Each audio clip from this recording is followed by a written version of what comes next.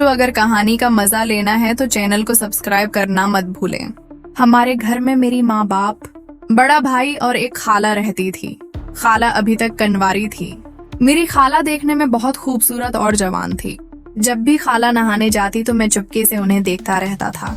बड़ा भाई और खाला दोनों साथ रहते थे। फिर कुछ देर बाद खाला नहाकर बाहर आ जाती तो मैं अपनी जगह पर वापस जाकर बैठ जाता था। एक दिन नहाने के बाद खाला अचानक अपने कमरे में जाकर कपड़े बदलने लगी। इनके नहाने के बाद की तस्वीर बहुत खूबसूरत लग रही थी। फिर मैं नहा धोकर कॉलेज चला गया। जब दोपहर को घर वापस आया तो माँ और बाप घर पर नहीं थे। मेरे पूछने पर खाला ने बताया कि वो किसी रिश्तेदार के यहाँ गई हैं। शायद वापस आने में देर हो जाए।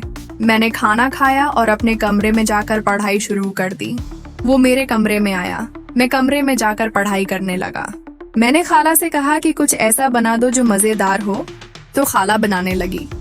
उसके बाद मैं बाहर खेलने चला गया। शाम तकरीबन 5 बजे जब मैं घर वापस आया तो खाला ने खाना बना लिया था। खाला ने कहा, खाना खा लो। मैंने कहा, नहीं, आज मैं और आप साथ मिलकर खाएंगे। तब खाला ने कहा, मैं तो नहाने के बाद खाऊंगी। मैंने कहा, ठीक है, आप नहा लें, चलो फिर खाना खाते हैं।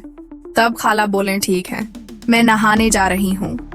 अब खाला नहाने चली गई और नहाकर बाहर आने लगे तो मैं वहां से हट गया। खाला अपने कमरे में चली गई। फिर खाला ने पूछा, तुमने खाना खा लिया? मैंने कहा, नहीं, हम मिलकर खाएंगे, क्या आप बुरा नहीं मानेंगी? तब खाला ने आंखें मटकाएं और पूछा, किस तरह का? मैंने हाथ उठाया और शराब पीने का इशारा किया। हम दोनों ने छिपकर जाम उठाए। खाला ने उसे पीते ही कहा, ये तो बहुत कड़वी है यार, पता नहीं लोग उसे कैसे पीते हैं। मैंने कहा, खाला, इससे बड़ी खुशी महसूस होती है। मैंने खाला को जबरदस्ती शराब पिला दी। फिर हम दोनों बातें करने लगे। मैंने खाला से पूछा, शादी कब कर रही हो? अब तो मर भी हो गई है और आंख कितनी खूबसूरत है। खाला बोली, तुम्हें कैसे पता कि मैं बड़ी हो गई? मैं शर्माते हुए कहा, आपको देखकर लगता है। शराब पीने के साथ हम दोनों खाना भी खाने लगे। खाना खत्म होते ही खाला को निशा होने लगा। मैंने कहा, खाला, आपको मैं आपके कमरे में ले चलता हूँ। खाला ने नरमी से पूछा, क्यों? मैंने कहा, आपको सलाह देता हूँ। खाला बोली, नहीं, आज हम यही सोएंगे क्योंकि रात में मुझे कुछ हो गया। तो मैं क्या करूँगी? संभाल लेगा? मैंने कुछ नहीं कहा। मुझे खाला की बातों से ऐसी उम्मीद होने लगी थी। खाला उठे और मेरा सहारा लेते हुए कमरे में जाकर लेट गईं। लाइट बंद करके मैं भी खाला के पास जाकर साथ वाली चारपाई पर सो गया। इस वक्त तकरीबन रात के 10 बजे होंगे।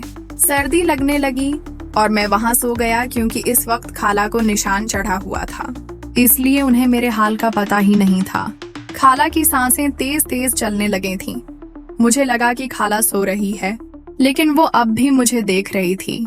मैंने देखा कि खाला ने अपनी आंखें खोल दी हैं। मुझे एक पिल के लिए थोड़ा सा डर लगा क्योंकि मैं अभी तक जागा हुआ था। उसके बाद हम सो गए। मुझे बहुत अच्छी नींद आई।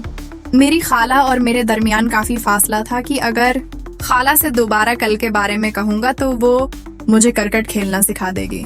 इस डर से मैंने उन्हें नहीं पूछा। यूं ही मेरे दिन गुजर रहे थे, लेकिन कॉलेज की छुट्टियां चल रही थीं।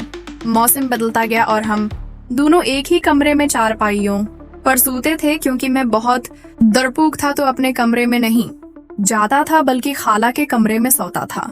एक रात मुझे नींद नहीं आ रही थी। मैंने हेडफोन पहने हुए थे और मोबाइल पर फिल्म देख रहा था।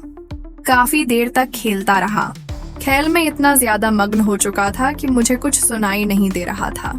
अचानक वो पानी पीने के लिए उठी और उन्होंने मुझे हाथों से पकड़ लिया। इस वक्त वो बहुत ज्यादा गुस्से में लग रही थी। उन्होंने मुझसे कहा, तुम क्या कर रहे हो? अभी मोबाइल रखो, तुम्हारी माँ को बताती हूँ। मैंने खाला से बहुत मनाया कि वो घर में किसी को न बताएं। फिर खाला मान गई।